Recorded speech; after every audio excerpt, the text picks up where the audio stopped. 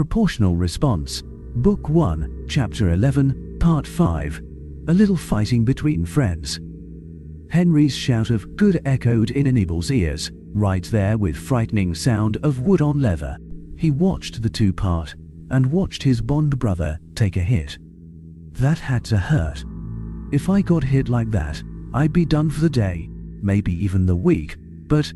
They clashed, and the Duke hit Henry with the same blow.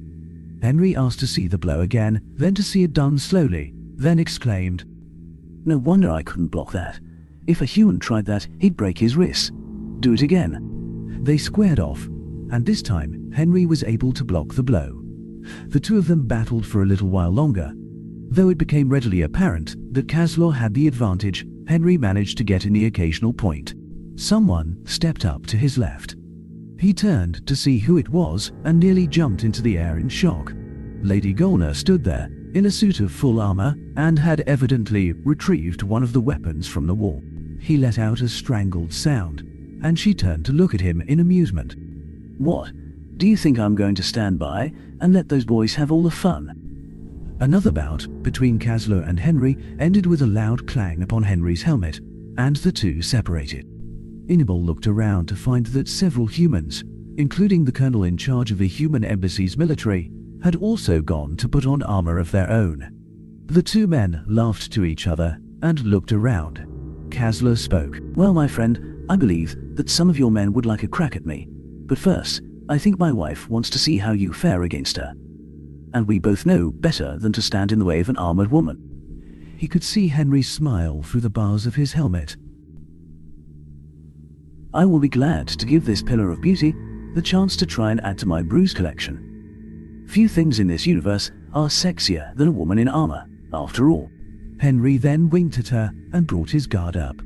Golner laughed as she stepped forward. "Why, thank you, Henry. You almost make me feel bad about hitting you. What I want is for my husband to catch his breath before this horde of humans descends upon him." Her voice turned silky and threatening at the same time as she brought her own guard up. "So, Henry, let's play." They faced off, and Anibal could tell that Golner practiced with her husband regularly. She was able to beat Henry a touch more often than he beat her, and it became clear that she had the advantage. After several bouts, they separated, and Golner spoke. "Well, Henry, I must say that was fun. We will have to do this again." Henry nodded to her, laughed, and made a show of stretching out his shield arm. "Anytime I feel I need a fresh set of bruises, you and your husband will be the first to know." A ripple of laughter spread around the room, and the Duke stepped forward. He'd taken his helm off and kissed the top of his wife's helm before he turned to the rest. "Thank you both for the show and letting me catch my breath. I do believe I am ready to face more of you now. So, I will start at the top. Who is the best of you?" Every helmeted human head turned to the colonel, who tried to turn and point at one of the others. He then looked around, shrugged, and stepped forward. That grin. He is looking forward to this and expects to win. He is the only one wearing a white belt, and what are those metal things on his boots? The two saluted and began. It only took a few blows before the Duke's helmet rang. They fought several more bouts, until the colonel had the Duke 5-2. At that point, the Duke, breathing heavily, stepped back. "I compliment you, Colonel. I have met few as capable with the sword. You have the better of me, I believe. Well fought." The colonel saluted and bowed. "You fought well and with honor, Your Grace. I do believe I learned a thing or two, including a couple of more things to watch out for that humans can't do." The Duke's eyes widened slightly.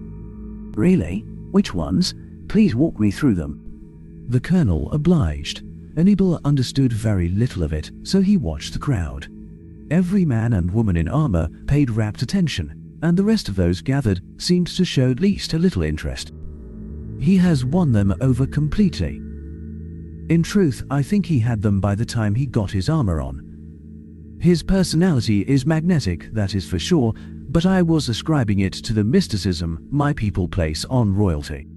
Here, though, the humans put little stock in that sort of thing, yet he has this effect on them. I feel a little justified by that, but I'm not sure why. The demonstration finished, the colonel pointed to another fighter, and it began again. The fighting continued for some time. The Duke would fight a few bouts with some opponents, then his wife would step up to play, then they'd switch back. The Duke announced that he wanted to see certain humans square off, and they obliged him. At some point, the embassy stewards had brought in chairs and started to circulate both water and light food around. He'd become so caught up in watching the combat that he barely even remembered sitting down. The Duke and his wife took turns squaring off against the half-dozen or so humans in armor, while his other two wives circulated separately through the crowd. Another human, one of the secretaries if he remembered correctly, showed up in strange clothes and started making announcements before each pairing, and dutifully recording the results. Then some more humans showed up, again dressed in strange clothes, and began to play instruments, and the entire thing took on a downright festive air. He caught Henry's eye, and they managed the sort of communication only possible between brothers, to which the human smiled and nodded his assent. Inable stepped into a side room, guessing correctly that the privacy fields had been taken down, and called his own embassy. Soon a number of his fellow Venter showed up, and some of the Duke's people carried bags that certainly contained armor. He sat down to watch the continued fighting and noticed that the tone changed a little with the newcomers.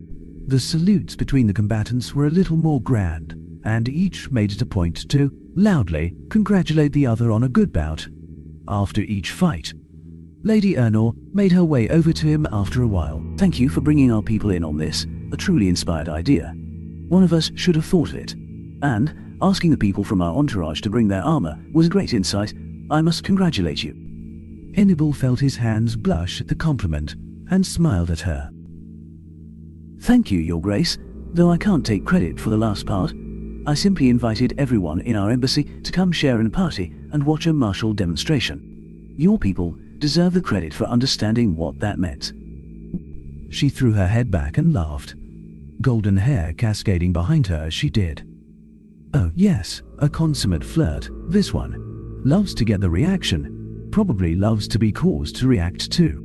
Still, she has made a science of going right up to the line of actual promises, but not crossing it. All of that and humble too. You could so easily have taken credit, but you don't. You are a good man, Hannibal, and I am glad we can count you as our friend. She held up her glass for a toast. To new friendships. They toasted and he looked around. The energy of the crowd had suddenly shifted. Expectant, excited, a little hesitant, and a little defensive. Lady Arnold looked at the ring and gave a broad smile before she continued to speak with excitement. "Oh, finally. I wanted to see this one since I saw her put the armor on. Look, Hannibal, this will be a sight." Hannibal nearly ended up with alcohol up his nose when he looked into the right and saw a Zoltan standing across from the Duke. The two of them saluted, then circled warily, and Hannibal got another start. "The Zoltan was a woman." "I know her. It is hard to tell with that helm on, but I think she is that secretary of Henry's. I guess I shouldn't be surprised that she'd want to fight, but still. The Duke seems to be taking it well."